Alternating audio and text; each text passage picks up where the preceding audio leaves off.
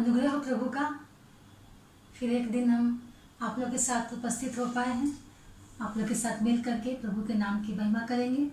और आज हम देखते हैं कि प्रभु हमसे क्या बात करना चाहता है। यूहन्ना 14 अध्याय उसका 6 पद। यीशु ने उससे कहा, मार्ग और सत्य और जीवन मैं ही हूँ, बिना मेरे द्वारा कोई पिता के पास नहीं पहुँच सकता है। प्रभु यीशु मसीह ने कहा, मार्ग और सत्य और जीवन मैं ही हूँ। परमेश्वर का वचन सत्य है। जी हाँ, परमेश्वर का वचन सत्य है। परमेश्वर ने स्वयं को संसार में प्रकट किया और संसार के वचन और प्रभु यीशु मसीह के द्वारा सामान्य प्रकाशन के द्वारा संसार के लोग कई मायनों में सत्य को अनदेखा कर देते हैं। ये बहुत अफसोस की बात है कि हम पवित्र वचन पढ़ते हैं और उसको जानते हैं, फिर भी हम वचन को हम मानने से इनकार करते हैं।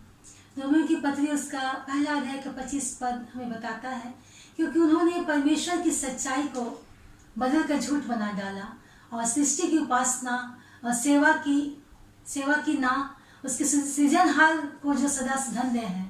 क्योंकि उन्होंने परमेश्वर की सच्चाई को बदल कर झूठ बना डाला और सृष्टि की उपासना और सेवा की और सृजनहार की जो सदा धन्य है।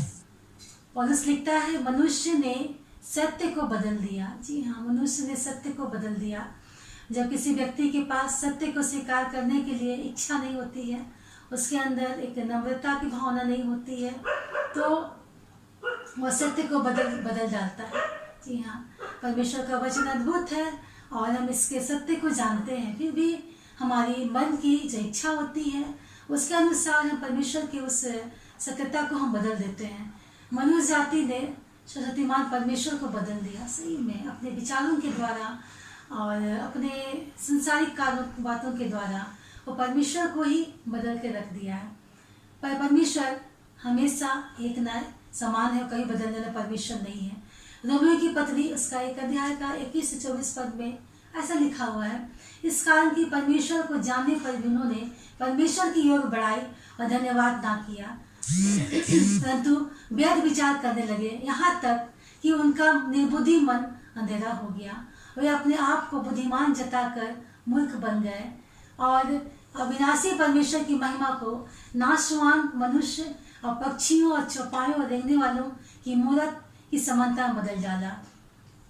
इस कारण परमेश्वर ने उन्हें उसके मन की अभिलाषा के अनुसार शुद्धता के लिए छोड़ दिया और वे आपस में अपने शरीरों का अनादर करे और परमेश्वर के निर्बुद्धि मन को अंधेरा कर दिया। जी हाँ, हम देखते हैं कि किस प्रकार हम मनुष्यों ने अपने आप को उस विनाश की ओर डाल दिया और परमेश्वर के लिए अपने मन की जो हमारा मन की इच्छा उसको हम निर्बुद्धि बना दिए और पूरी तरह से अपने जीवन को अंधेरा की ओर ले गए और हम परमेश्वर की महिमा से अलग हो गए और हम संसार की हर एक वस्तुओं को जिसे परमेश्वर ने सृजा था उसको हम सर्वश्रेष्ठ मानने लग गए और हमारा आँख और हमारा बुद्धि पूरी तरह से निर्बुद्धि हो गया और हम अंधकार की ओर अपने जीवन को हम बदल डाले। हम सत्यता से बिल्कुल अलग हो गए। नीति वचन 23 अध्याय का 23 पद बताता है, सच्चाई को मोल लेना, बेचना नहीं, और बुद्धि और शिक्षा और समझ को भी मोल लेना। जी हाँ, नीति वचन हमें चेतावनी दे रहा है कि सत्य को बेचा नहीं जाना चाहिए। सत्य को प्राप्त करने के लिए बुद्धि, अनुशासन और समझ के साथ उसको प्राप्त करना है और हमें खर्च करना है। जी हाँ, सत्यता वो है जो प्रभु ने हमें बताया है। वो सत्य को हम कभी भी उससे हम अलग नहीं कर सकते। यहाँ वो मार्ग और सत्य और जीवन है और उसकी सत्यता को हम हमेशा बरकरार रखने के लिए अपने स्थिति को हम सामान्य बनाए रखें। रोमियो की पत्री उसका 1 अध्याय का 18 पद हमें कहता है कि परमेश्वर का क्रोध उन लोगों की सब अभक्ति और अधर्म पर स्वर्ग से प्रकट किया और सत्य को अधर्म में दबाए रखा। जी हाँ, यह पत्री वचन हमें बता रहा है कि जो लोग सच्चाई को दबा देते हैं और उनके क्यों ऐसा करते हैं, क्योंकि उन्हें अधर्म के कामों में उन्हें आगे बढ़ना है, इसलिए वे लोग सत्य को दबा देते हैं और अपने अधर्म के कामों को सबसे श्रेष्ठ और ऊंचा वो लोग करने की कोशिश करते हैं।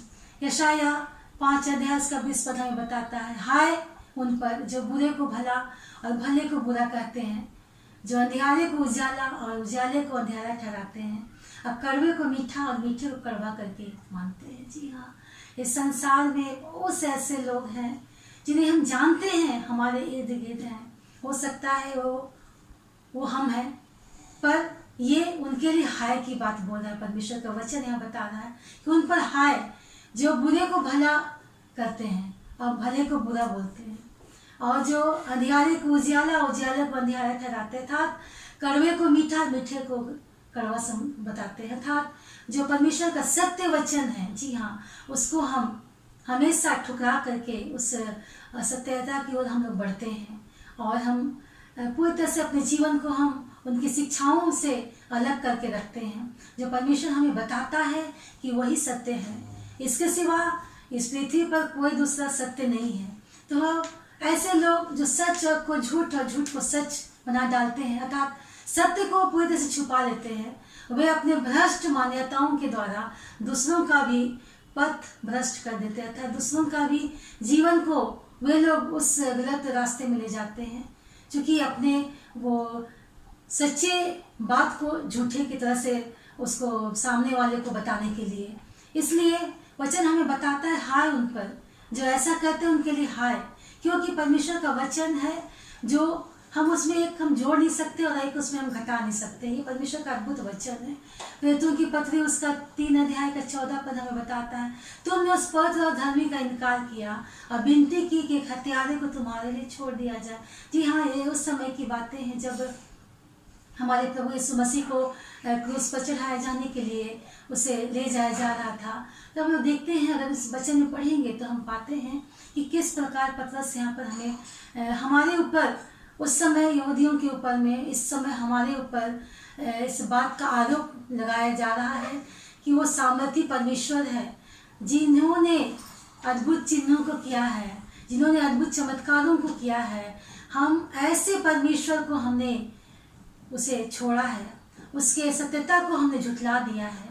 और जब वो क्रूस पर चढ़ाए जा रहे थे तो किस प्रकार उसे चिल्ला चिल्ला करके उसे उस सजा के लिए बोला जा रहा था, और उस समय उस एक पापी व्यक्ति को उसके बदले में छोड़ देने के बारे में कहा जा रहा था।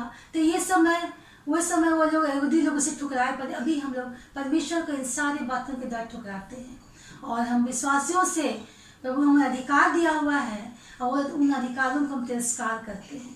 हम उन अधिकारों को हम मानने के लिए अपने आप को हम तैयार करना नहीं चाहते, क्योंकि हमें हमारे अंदर वो सारी संसारिक बातें हैं जो हमारे लिए उन योजनाओं को जो प्रभु तक पहुंचता है उसको हमसे दूर कर देता है।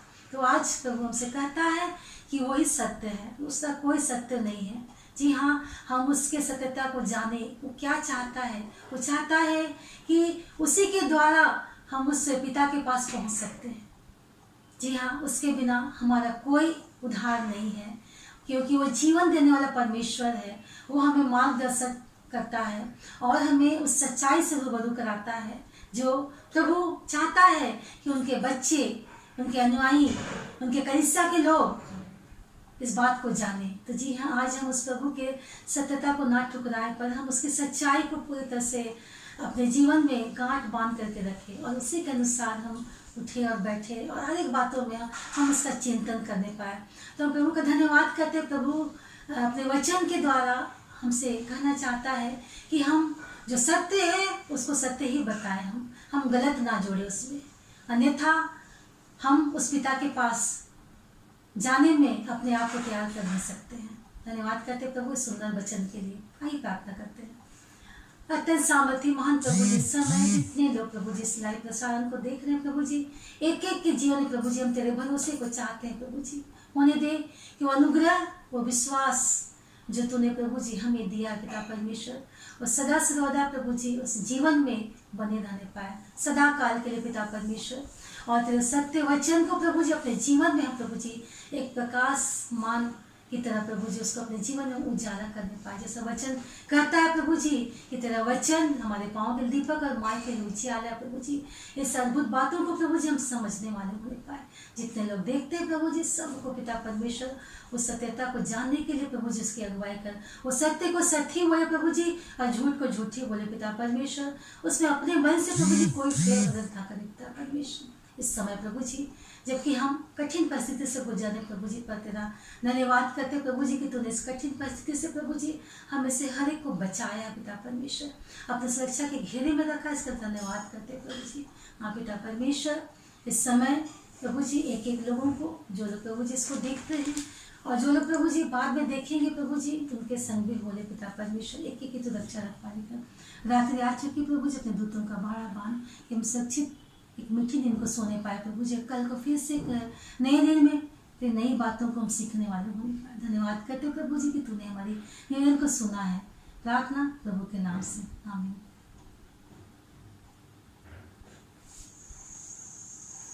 छोटा